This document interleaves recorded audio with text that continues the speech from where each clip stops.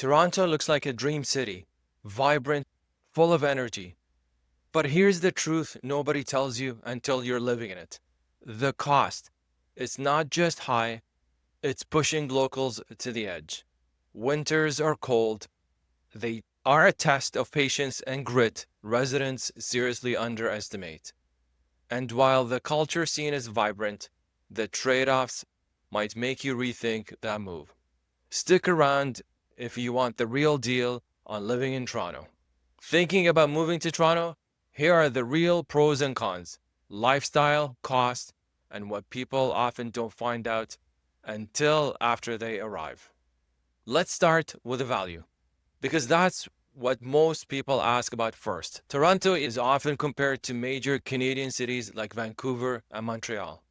As of January 2026, the average detached house price in Toronto was just over 1.5 million, which dropped 2.8% compared to last year, and semi-detached are sitting around 1.1 million, which might sound like a good deal if you're hoping to buy. But here's the catch. Even with the slight price dip, Toronto's prices remain high compared to many other cities. Vancouver, for example, tends to have even higher prices, but Montreal offers a more affordable market. What makes Toronto stand out is the balance of job opportunities, lifestyle, and access to amenities, which often justifies the price for many buyers. To put it simply, you're paying a premium here, but you're also getting a city with a lot going for it. If you're used to smaller cities or the outskirts of the Greater Toronto Area, that 1.5 million price tag can be a shock. And it's not just houses.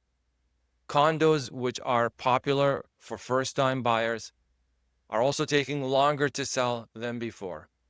In January 2026, condos in Toronto were sitting on the market for 50 days on average.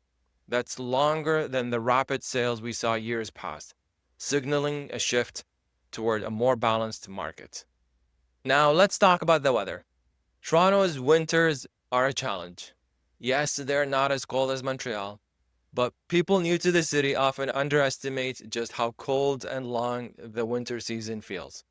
Temperatures regularly dip below freezing from December all the way till March, and snowstorms are common. It's not just about the cold, it's the wind, it's the days when you have to scrape ice off your car, navigate slippery sidewalks, and deal with delayed transit.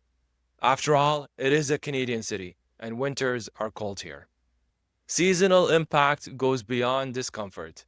Winter can feel isolating if you're not prepared, especially if you're used to milder climates. The cold months demand patience and resilience. Outdoor activities slow down, and even simple errands can take longer. Spring and summer, thankfully, more than make up for it with beautiful parks, lake access, and lots of outdoor events. But you have to survive winter first. Despite the chill, Toronto has a lot going for it in terms of quality of life. Toronto offers good access to outdoor spaces. The waterfront along Lake Ontario is beautiful and perfect for walking, running, or biking. There are also many large parks like High Park and the Toronto Islands that provides green escapes right in the city. If you love nature but want city life, Toronto strikes a nice balance. The dining scene here is world class and it's incredibly diverse. You can find everything from high-end restaurants to casual street food representing cuisines from all over the world. I can't think of a cuisine that we don't have in Toronto. Each neighborhood has its own vibe, with plenty of bars, cafes, and entertainment venues to explore. Toronto is a cultural hub with year-round events, from film festivals like TIFF to music concerts, theater, and professional sports teams. There is always something happening. The city's diversity is reflected in its festivals, markets, and cultural celebrations, making it a vibrant place to live. On the flip side, there are some risks to consider, especially when it comes to insurance and natural hazards. Key hazards in Toronto include flooding and severe thunderstorms. With climate change, these events are becoming more frequent and intense. Flooding can affect homes near rivers and certain low-lying areas. Insurance costs have been rising because of this increased risk. Depending on your property and location, insurance for homeowners or condo owners can range widely, but expect to pay more nowadays. It's important to factor in these costs and potential risks before making a purchase. Talk to your insurance agent early to get a clear picture. One of Toronto's biggest advantages is its connectivity. The city is a major transportation hub with excellent links by road, rail, and air. Yes, it's busy. Yes, it's congested. The TTC system covers much of the city, and there are ongoing improvements to expand and modernize transit. Driving in the city core has become more challenging over the past years, and relying on transit or taxis is more efficient. Just like major world cities, the cost of parking downtown is expensive. Airport connectivity is strong.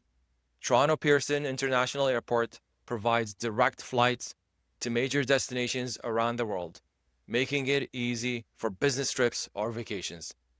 Plus, the city's location on the eastern side of Canada means you're a relatively short flight from New York, Montreal, or Chicago. Toronto is a city of neighborhoods. Every neighborhood has its own vibe and feel with local festivals, farmers markets, and events. They all offer something unique and a sense of community. Some of Toronto's best neighborhoods are High Park, Leslieville, Roncesvalles, Greektown, Little Italy, and the Junction, to name a few. The question is, how do you choose which neighborhood is best for you? The four factors to consider are: first is house prices. Second, if you have kids, schools, catchment area. Three is proximity to work with back to the office mandates and disappearance of remote work. And four is the neighborhood vibe that matches your lifestyle. No city is perfect. It's about what fits your lifestyle and goals. I'm curious. Drop a comment below which neighborhood you live in Toronto, and if you're contemplating moving here, where are you coming from? Let me know in the comments below. If you're considering a move to or within Toronto and want help choosing the right neighborhood or understanding the current market conditions, I'm here to help. Reach out via the link in the description below. Thanks for watching, and I'll see you in the next one.